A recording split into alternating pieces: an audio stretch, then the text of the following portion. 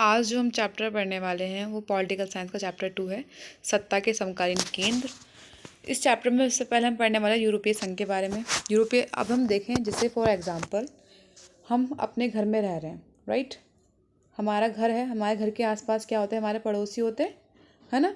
जो हमारे जो फैमिलीज़ होती हैं, हमारे पड़ोसी से क्या करती है, रिलेशंस बनाती है, उनके साथ संबंध बनाती है, कोई दावत वावत करते हैं, यानी कि हम लोग क्या करते हैं, पड़ोसियों के साथ अच्छा व्यवहार करते हैं।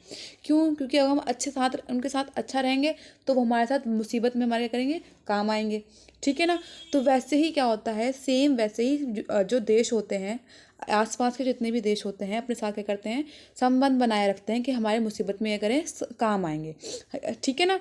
वैसे ही अगर हम देखें यूरोपीय संघ के बारे में, अगर हम पढ़ेंगे यूरोपीय, हम मैप में देखते हैं कि यूरोपीय संघ में जितने भी आसपास के जो देश हैं, जैसे Germany, France, Italy, Spain, Poland, ये जो पर्पल वाले हैं ये पुराने यूरोप के हैं। ये जो येलो वाले हैं, ये जो नए नए ऐड हुए थे, नए नए स्वतंत्र हुए थे, ये नए नए ऐड हुए थे यूरोपीय संघ में, ठीक है ना। तो ये सब क्या है, जितने भी देश आसपास में, इन सब देशों ने मिलकर क्या बनाया, अपना एक ग्रुप बनाया, ठीक है ना। अपने किससे रिलेटेड, अपने व्यापार से रिलेटेड, अपने आर्थिक मदद के लिए, ठीक है ना। अपने व्यापार से रिलेटेड अगर हम देखें, व्यापार से रिलेटेड अपनी मदद करें, अपने आर्थिक अपने उस पर सहयोग करें, अपना अपना घर, अपने एक दूसरे से अगर कभी किसी और से वॉर हो जाए तो एक दूसरे की मदद करें।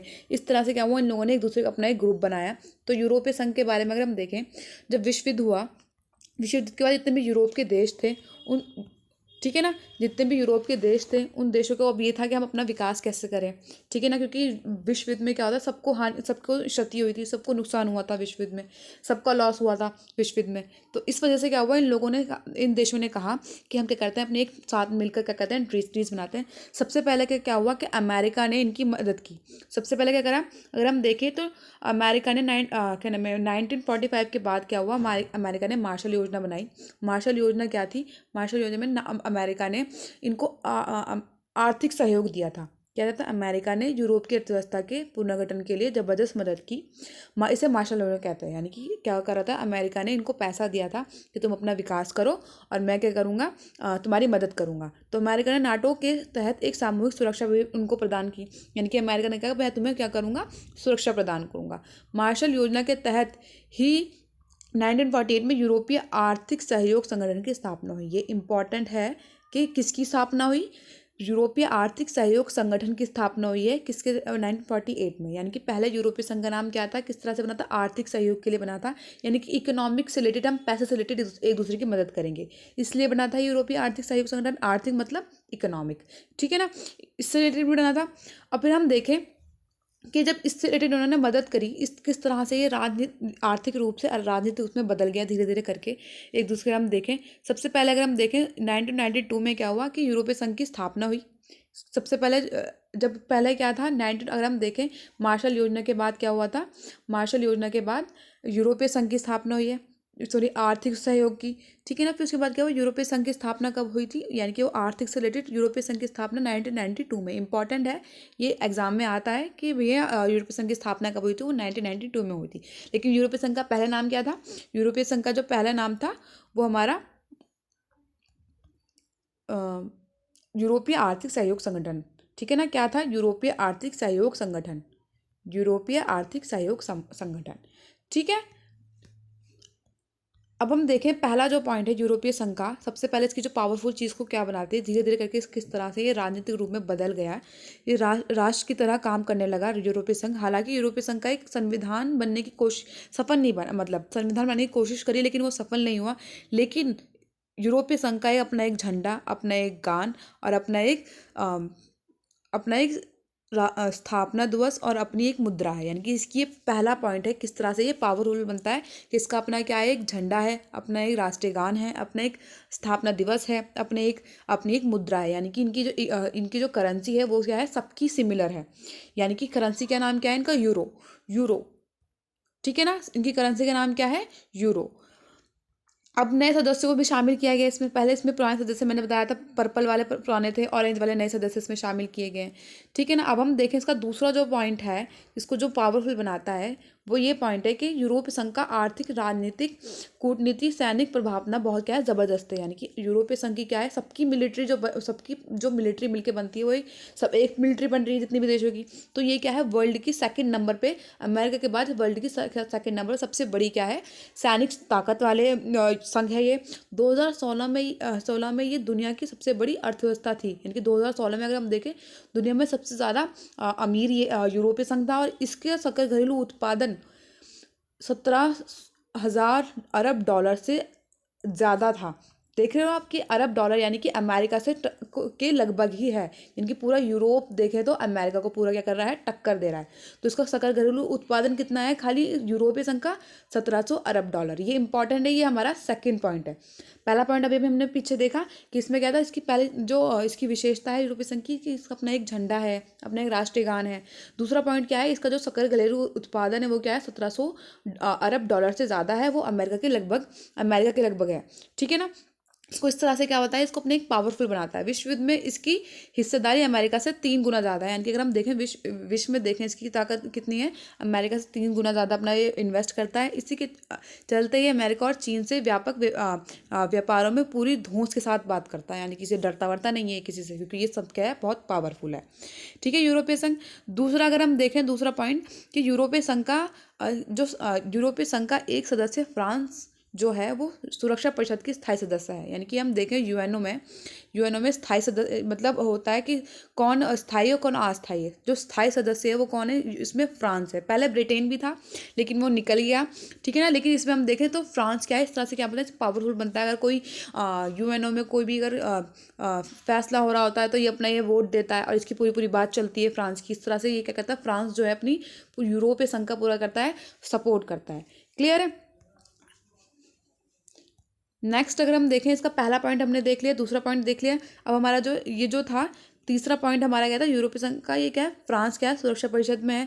यूरोपीय संघ के कई देश सुरक्षा परिषद के अस्थायी में भी हैं। ठीक है ना। यूरोपीय संघ के जो और भी देश जो हैं वो अस्थायी सदस्य हैं में प्रभावित करना, इसका एक उदाहरण है। चीन के साथ भी क्या करता है, मानवाधिकार के साथ उल्लंघन करता है। अगर चीन अपनी मनमानी करता है कि नहीं करता है, तो ये पूरा क्या करता है, उसकी टक्कर लेता है। ठीक है ना। पूरी जो यूरोपीय संघ है पूरी इसकी चीन की टक्कर लेता है। सैनिक ताकत के हिसाब से यूरोपीय संघ के पास दुनिया की सबसे बड़ी सेना है। अगर हम देखें, फोर्थ पॉइंट कौन सा हो गया, किसकी क्या है, सबसे बड़ी सेना है इसके पास। सैनिक ताकत के हिसाब से अगर हम देखें तो यूरोपीय संघ के पास दुनिया की सबसे बड़ी सेना है। इसका कुल रक्षा बजट अमेरिका के बाद सबसे अधिक है। यानी कि हम देखें, इसका जो बजट है वो अमेरिका के बाद सबसे बड़ा है।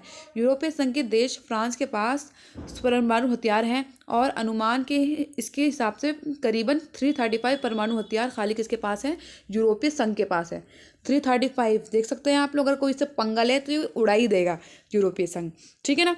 तो इसलिए क्या है इसकी पावर 4 पॉइंट है कि यूरोपीय संघ किस तरह से पावरफुल है। ठीक है ना। नेक्स्ट अगर हम देखें कि इसका किस तरह से दबदबा है पूरे विश्व में, किस तरह से विश्व में जितनी भी नीतियाँ होती हैं, जितने भी विश्व रूल्स बनते हैं, उस पर किस तरह से अपना दबदबा बनाया जाता है, इतना क्लियर है। लेकिन अगर हम देखें कि हर चीज़ की अच्छाई भी होती है और हर चीज़ की बुराई भी होती है। अगर हम इसकी बुराई थोड़ी सी देखें इस चैप्टर में, इसकी ये बुराई ये है कि यहाँ पर क्या है, यूनिटी नहीं है। इसमें क्या है, यूनिटी नहीं है। कोई देश क्या है, यूरो अब जो मुद्रा है उसको अपनाता है, कोई देश उसका विरोध भी करता है।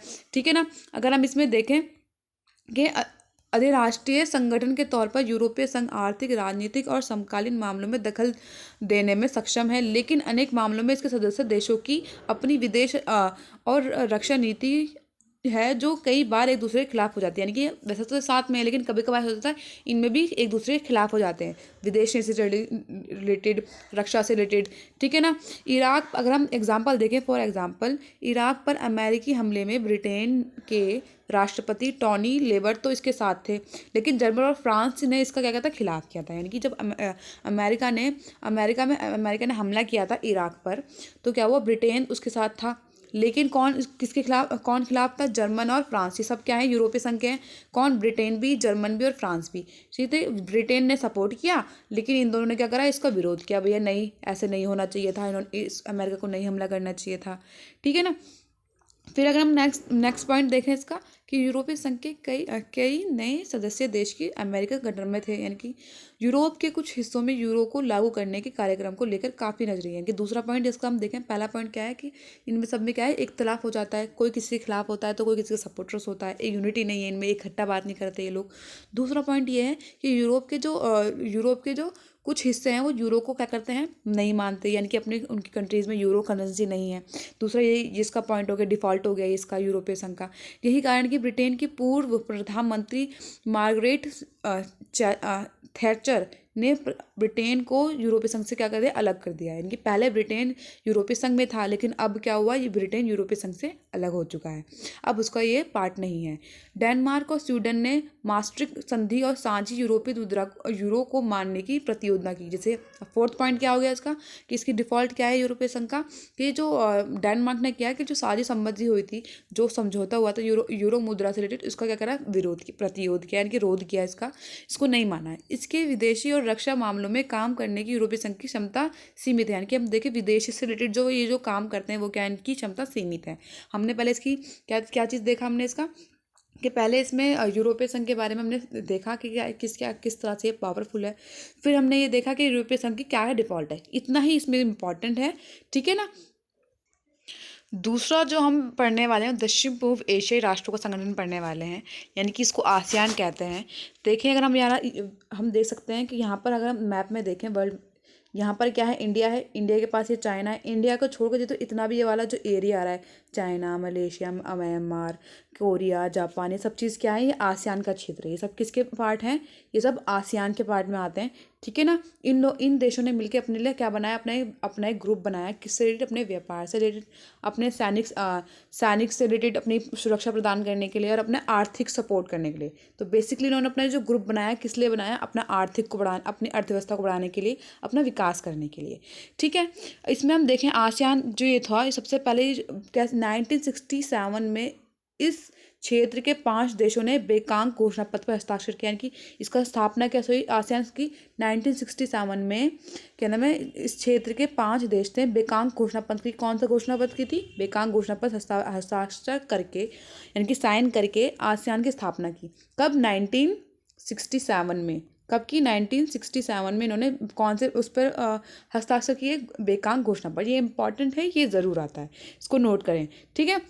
नेक्स्ट अगर हम देखें कि इसमें कौन कौन से देश थे, ये देश इंडोनेशिया, मलेशिया, फिलीपीन और सिंगापुर और थाईलैंड। आसियान का उद्देश्य ये था कि आर्थिक, उसको हम क्या करेंगे, अपना आर्थिक विकास को तेज करना और उसके माध्यम से सामाजिक सांस्कृतिक विकास बढ़ाना। अपना क्या करना, अपना विकास, ये जो ग्रुप बनाता है किस लिए था, अपना विकास करने के लिए।